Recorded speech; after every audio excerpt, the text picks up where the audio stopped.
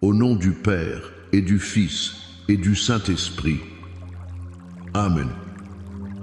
Bonsoir, ma famille bien-aimée. Bonsoir à toi qui te connecte ce soir, le cœur lourd, l'esprit fatigué.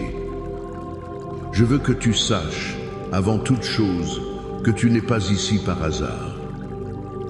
Le Seigneur a orchestré ce moment. Il a voulu ce rendez-vous divin entre toi, moi et sa présence glorieuse. Alors, où que tu sois, dans ton salon, dans ta chambre, être même dans ton lit, je t'invite à fermer les yeux un instant. Respire profondément. Expire le poids de cette journée. Expire l'anxiété, la douleur, la confusion. Père éternel, dans le nom puissant de Jésus-Christ de Nazareth, nous nous approchons de ton trône de grâce ce soir. Nous ne venons pas par nos propres mérites, mais nous venons couverts, lavés et purifiés par le sang précieux de l'agneau. Seigneur Jésus, je te demande maintenant de déployer un dôme de protection sur chaque personne qui écoute ma voix. Que ton sang précieux couvre leur maison, du toit jusqu'aux fondations. Que ton sang couvre leur esprit, leurs pensées, leurs émotions. Que ton sang couvre leur corps physique, chaque cellule, chaque organe. Que ton sang couvre leur famille, leurs conjoints, leurs enfants, même ceux qui sont loin. Nous déclarons que là où se trouve le sang de l'agneau, l'ennemi ne peut pas entrer. Le destructeur ne peut pas toucher. La maladie ne peut pas s'installer. La confusion ne peut pas régner.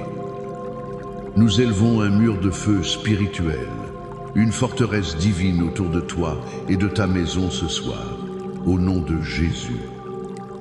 Et maintenant, Saint-Esprit, Esprit de Dieu, Consolateur divin, nous t'invitons. Viens, Saint-Esprit, viens remplir cet espace. Viens remplir la pièce où se trouve mon frère, ma sœur. Descends comme une douce colombe, mais aussi comme un feu dévorant. Viens apporter la paix qui surpasse toute intelligence, mais viens aussi consumer tout ce qui n'est pas de Dieu. Viens révéler la vérité du Père. Viens glorifier le nom de Jésus. Nous te donnons toute la place. Parle à travers mes lèvres, touche à travers les ondes, guéris à travers la distance. Ce soir, le thème que le Seigneur a mis sur mon cœur est de confier tes blessures au bon berger. Je sais qu'il y a des personnes qui écoutent en ce moment même et tu es blessé. Tu portes une blessure si profonde, si ancienne peut être, qu'elle est devenue une partie de ton identité. Une blessure de rejet, une blessure d'abandon, une blessure de trahison, une blessure causée par des paroles qui ont été prononcées sur toi et qui résonnent encore dans ton esprit comme un écho maudit. Le Seigneur m'a montré une vision de quelqu'un qui essaie de marcher, mais qui boite à cause d'une blessure infectée. Et le Seigneur te dit ce soir, ce n'est pas par tes propres forces que tu seras guéri. Ésaïe 53, verset 5, nous dit quelque chose de puissant. Il était blessé pour nos péchés, brisé pour nos iniquités. Le châtiment qui nous donne la paix est tombé sur lui, et c'est par ses meurtrissures que nous sommes guéris. Entends-tu cela? Tes blessures ont déjà été portées par Jésus sur la croix. Sa blessure est la clé de ta guérison. Alors, en ce début de prière, je veux déclarer sur toi, au nom de Jésus, par l'autorité de sa parole et la puissance de ses meurtrissures, je commande à chaque esprit d'infirmité lié à une blessure émotionnelle, à chaque esprit de rejet, de peur, d'amertume, de te relâcher maintenant. Je brise la connexion entre le souvenir de la blessure et la douleur que tu ressens aujourd'hui. Sois libéré au nom de Jésus. Maintenant, famille prophétique, je veux te demander de participer activement à ce que Dieu fait. Dans les commentaires, écris simplement « Seigneur, je te confie mes blessures ». Fais cet acte de foi. Fais-le maintenant. Et pendant que tu le fais, je t'invite à aimer cette vidéo, à t'abonner à la chaîne pour ne manquer aucun de ces moments prophétiques. Et je te demande de partager ce live avec 7 personnes. 7 est le chiffre de la perfection divine.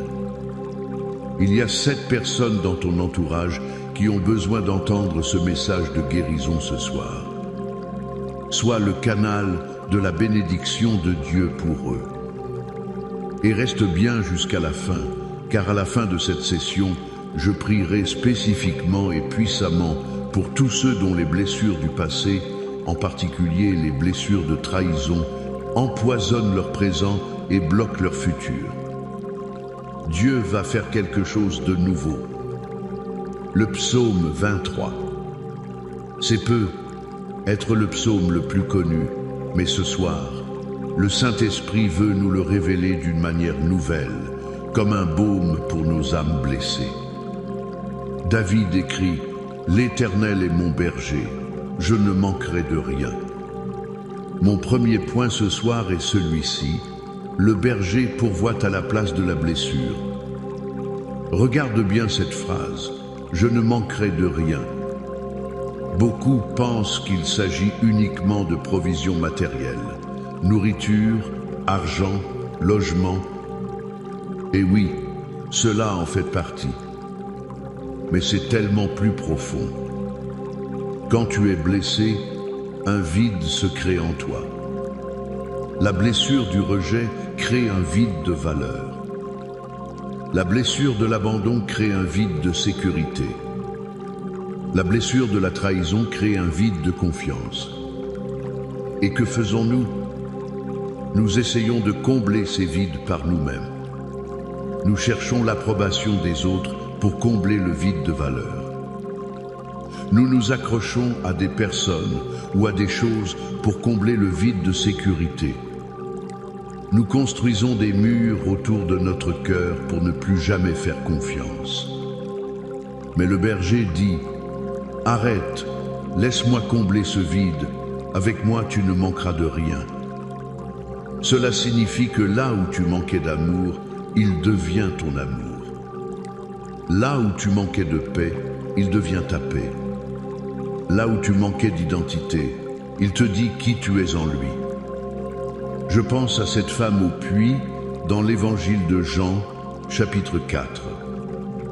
Elle était profondément blessée. 5 maris, et celui avec qui elle vivait n'était pas son mari.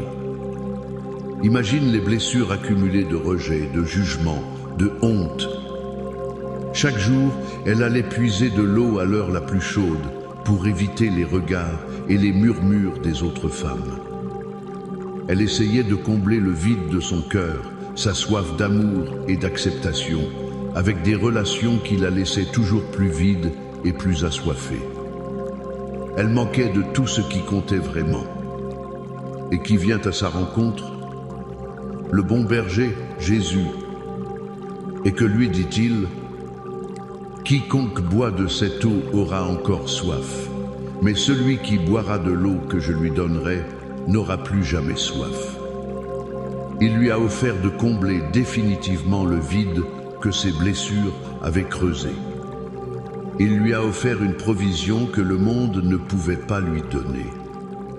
Ce soir, le berger te regarde, toi qui as essayé de panser tes plaies avec des relations toxiques, avec le succès professionnel, avec des achats compulsifs, avec des addictions. Et il te dit la même chose. Je suis le seul qui peut combler le vide. Avec moi, tu ne manqueras de rien. Déclare-le avec moi.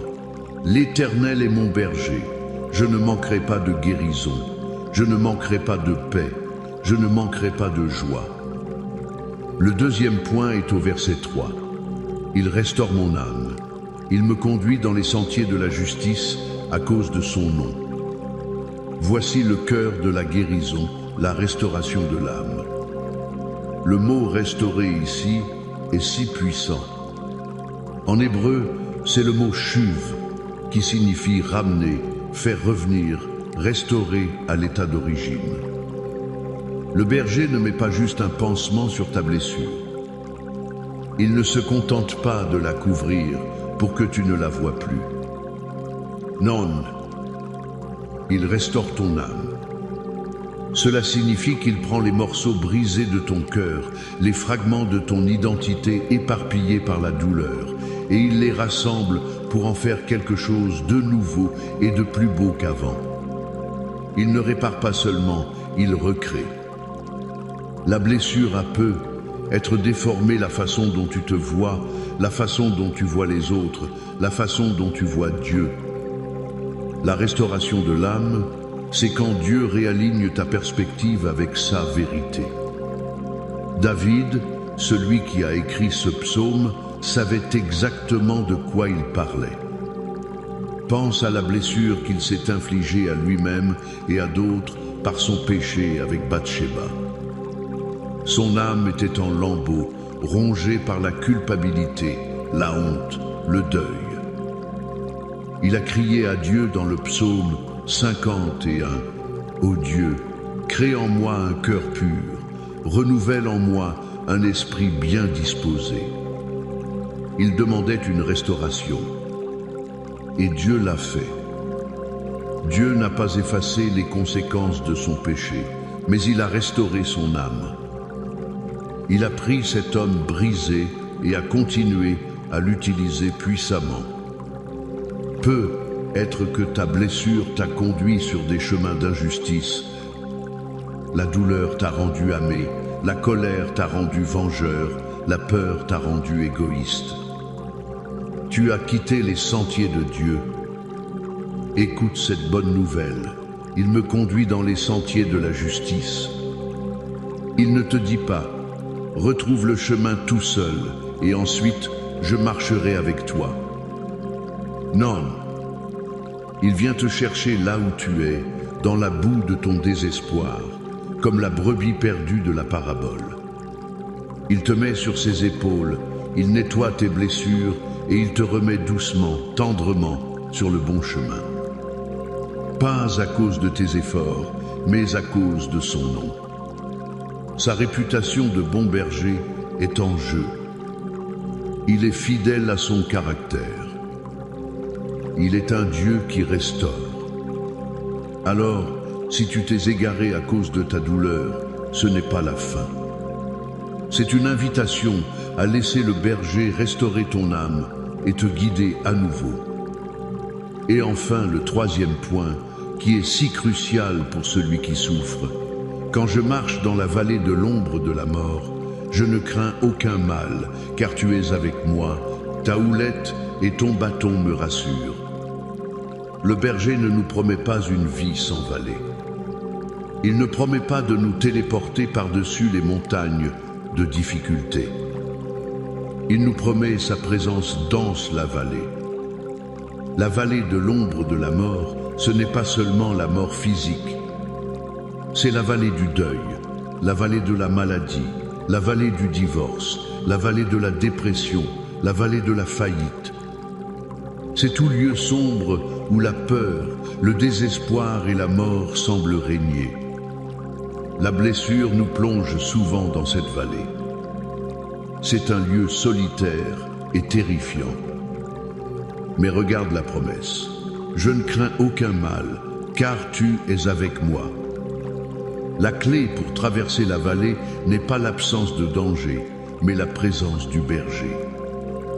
Ta guérison ne viendra peu, être pas en un instant. Le processus peut te faire traverser des moments sombres où tu as l'impression que rien ne change. Mais même là, il est avec toi. Et il a deux instruments pour te rassurer, sa houlette et son bâton.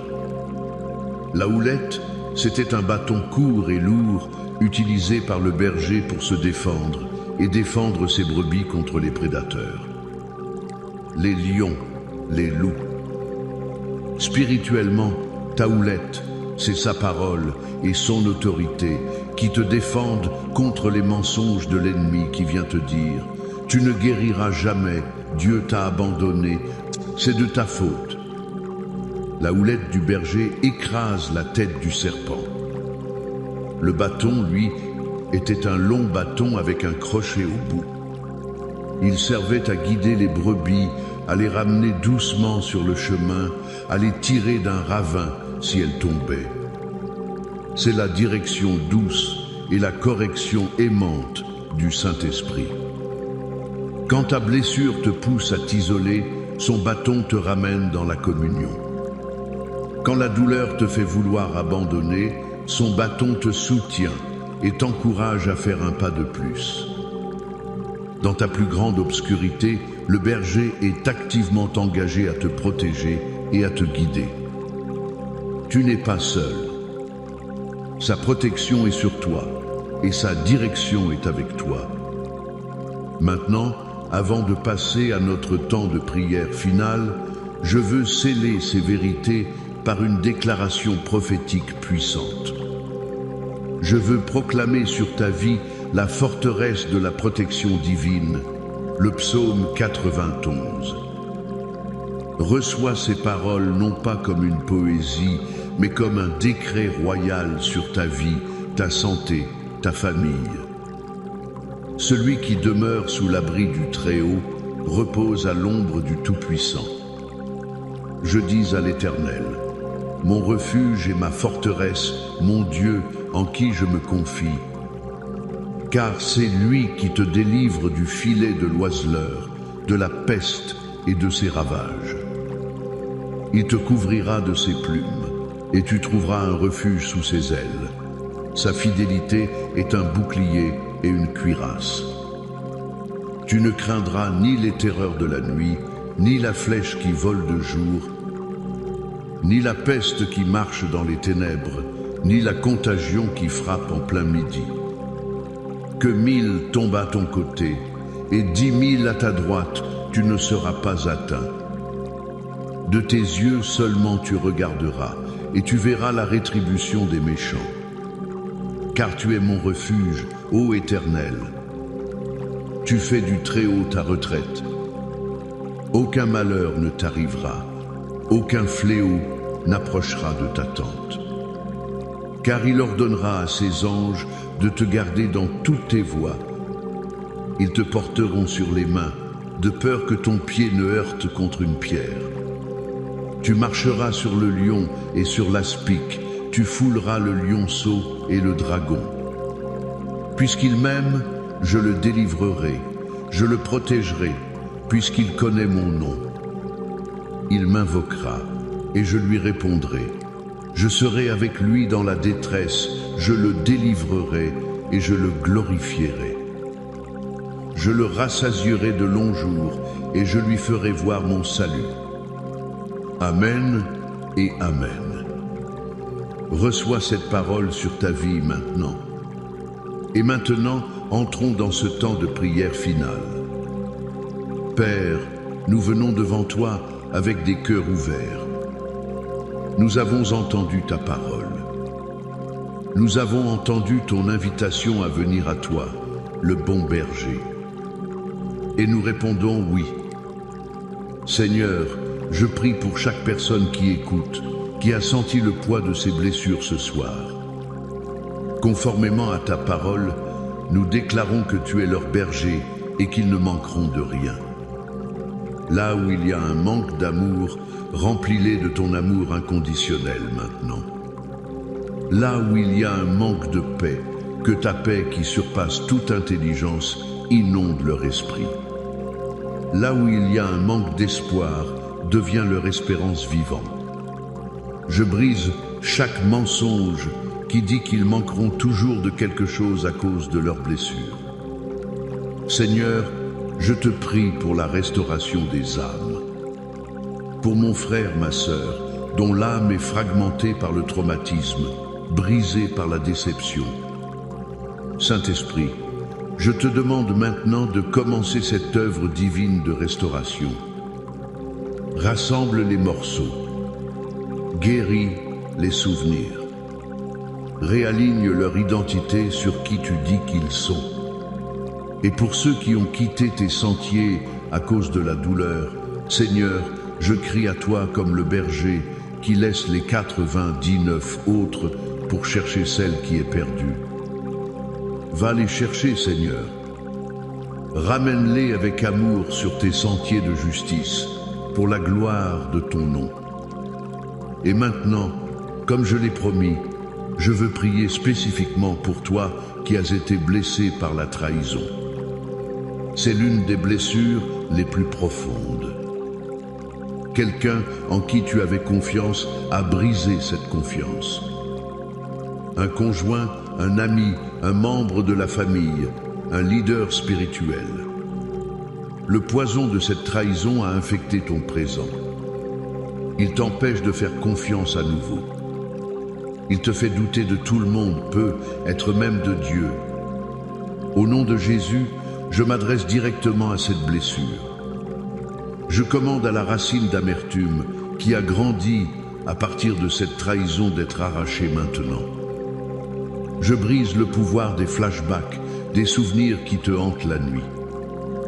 Je brise les chaînes de la méfiance et de la peur qui t'emprisonnent. Père, je te demande de déverser ton baume de Galaad sur cette plaie ouverte. Là où il y a eu trahison, déverse une double portion de ta fidélité. Je déclare que tu vas apprendre à faire confiance à nouveau, non pas à l'homme en premier lieu, mais au berger infaillible. Et il t'apprendra à qui donner ton cœur. Je libère sur toi la capacité surnaturelle de pardonner, non pas parce qu'il le mérite, mais parce que tu mérites d'être libre. Le pouvoir de la trahison sur ta vie est brisé ce soir au nom de Jésus. Maintenant, j'élargis cette prière. Pour les familles, je prie pour les mariages qui sont dans la vallée de l'ombre de la mort. Là où la communication est rompue, là où l'amour s'estre freudi. Bergir nos amis, restaure ces mariages. Brise les murs de silence et de ressentiment. Je prie pour les enfants, pour le fils prodigue, la fille prodigue qui se sont éloignés. Seigneur, ramène-les à la maison. Que ton bâton de berger les guide vers le repentir et la restauration. Je déclare la paix et la guérison sur les foyers, au nom de Jésus. Pour les finances, je prie pour celui qui est dans la vallée de la dette, du chômage, du manque. Je déclare que l'Éternel est ton berger, tu ne manqueras de rien. J'ouvre prophétiquement des portes de provision. Je brise les verrous de fer et les portes de bronze qui retenaient tes bénédictions financières. Reçois une percée, une stratégie divine, une faveur inattendue. Au nom de Jésus, pour la santé, je prie pour ceux qui sont dans la vallée de la maladie. Pour chaque corps atteint par le cancer, le diabète, la douleur chronique, la dépression, par les meurtrissures de Jésus, nous déclarons ta guérison. Je commande à chaque esprit d'infirmité de quitter ton corps maintenant. Que la vie de Dieu, la santé divine, coule dans tes veines, dans tes organes, dans ton esprit. Sois guéri, sois entier, au nom de Jésus. Nous déclarons la victoire. Victoire sur la blessure, victoire sur la peur, victoire sur le manque, victoire sur la maladie. Ta saison dans la vallée se termine par la table que le Seigneur dresse pour toi en face de tes adversaires. Ta coupe déborde. Recevez maintenant la bénédiction finale. Que l'Éternel te bénisse et te garde. Que l'Éternel fasse luire sa face sur toi et t'accorde sa grâce. Que l'Éternel tourne sa face vers toi et te donne la paix. La paix du bon berger qui guérit tes blessures, restaure ton âme et te conduit pour toujours. Allez dans cette paix et dans cette victoire. Au nom du Père, du Fils et du Saint-Esprit. Amen.